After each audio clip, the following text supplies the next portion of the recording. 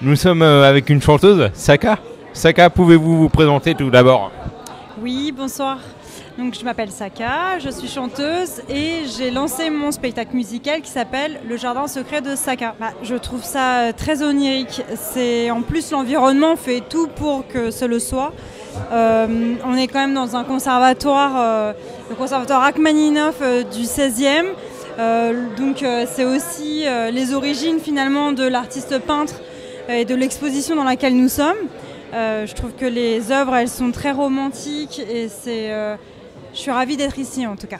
Quel tableau je préfère? C'est une grande question, il y en a quand même 50 ce soir. Il y en a beaucoup que j'aime. Je pourrais pas vous dire, surtout qu'il n'y a pas les titres malheureusement des tableaux, donc je peux pas donner de tableau en particulier, mais beaucoup en tout cas. Oui, tout à fait, j'adore la peinture. J'aimerais bien un jour en avoir chez moi, mais pour l'instant je les admire. Oui, peut-être un jour on verra. Bon, alors parlons de ce spectacle un petit peu. Alors, il a quelle couleur ce spectacle? Ah, ce spectacle, il a aussi la couleur de l'exposition de ce soir, c'est-à-dire la rêverie. C'est-à-dire que ça se passe dans le jardin secret d'une princesse qui chante pour le public et qui partage ses tracas, ses questionnements à travers des chansons qui ont été écrites par Richard Baudouin, qui ont été composées par lui évidemment. Et donc c'est dans une rêverie et dans un décor féerique que se passe ce spectacle qui va bientôt recommencer d'ailleurs. Quand? À partir du 20 novembre, normalement, on a signé pour plusieurs dates. Et donc, tous les dimanches, on va chanter, je vais chanter dans ce jardin secret, la princesse Saka, jusqu'à fin janvier. Voilà. Pour cela, il faut venir. Je ne vais pas dévoiler ses secrets. Allez, quelques-uns. Disons qu'elle est à la quête de son prince charmant. Alors, qui ça peut être le prince charmant? Ça peut être... est-ce qu'il est dans la salle? Il peut être dans la salle comme il peut être ailleurs. Mais en tout cas, elle l'attend. C'est vrai? Ouais. Bon, alors, un petit message alors.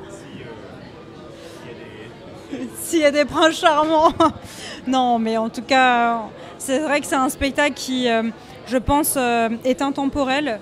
Et il parle autant aux petits comme aux grands. Il est là pour faire rêver les gens. Qu'on cherche notre prince charmant ou notre princesse charmante, je ne sais pas. Mais en tout cas, voilà, j'espère qu'il parlera à plus de gens possible. D'une certaine manière, oui, ça l'est, je pense. Mais les contes de fées sont souvent irréels, tandis que ça, j'espère que ça peut être réel pour certains. En trouvant notre prince charmant. Et vous l'avez trouvé, vous? Peut-être ou peut-être pas. En tout cas, la princesse le cherche toujours. Oui, c'est vrai que j'y ai pas mal participé puisque c'est moi qui ai écrit le spectacle. Donc automatiquement, je me suis inspirée de faits que j'ai vécus. Et c'est vrai que je pense que je ne suis pas la seule à avoir vécu tout ça. Je pense qu'on est beaucoup de femmes à avoir vécu des déceptions amoureuses et être dans l'attente de quelque chose d'incroyable. Mais en tout cas, je voulais quand même dire quelque chose, c'est que le prince charmant, c'est quelque chose qui peut être dans le domaine du rêve, mais qui peut être complètement réel. C'est pas parce que pour nous, c'est notre prince charmant que ça peut l'être pour d'autres. Voilà. Tout à fait. Ah mais tout à fait. Je pense que c'est une sorte de quête, j'allais dire identitaire, mais c'est pas le terme. Mais en tout cas, si ça ne l'est pas dans le futur, ça peut aussi nous ramener à une certaine nostalgie qu'on a vécue par rapport à l'amour qu'on a eu, à l'amour qu'on a envie d'avoir. Mais c'est en tout cas quelque chose qui est censé faire des bienfaits pour les autres, pour nous-mêmes. Et donc voilà, c'est dans cette quête-là que j'ai fait ce spectacle. Disons que ça a été un travail à deux. Richard et moi, en fait, nous nous sommes rencontrés dans une soirée où j'ai chanté et tout de suite, musicalement, il y a eu une certaine osmose, une symbiose entre nous. Et cette histoire est venue de fil en aiguille. On a commencé à écrire des chansons, à les composer. Et au fur et à mesure, l'histoire est venue et le titre est venu. Le jardin secret de Saka, ça veut tout et rien dire. Ça peut tout dire, surtout. Qu'est-ce que c'est le jardin secret? Jusqu'où elle est capable d'aller? Qu'est-ce qu'elle montre, surtout? Mais je voulais surtout qu'il y ait un côté intimiste et qui parle à tout le monde. Voilà, c'est ça que je cherchais et qu'on a réussi à avoir, je pense. Ah, mais tout à fait. Tout à fait. Il faut que... il y a le compositeur qui est là pour créer d'une certaine manière le côté imaginatif du spectacle. Et il y a aussi mon travail qui a été d'écrire le spectacle, qui a été un peu plus ancré.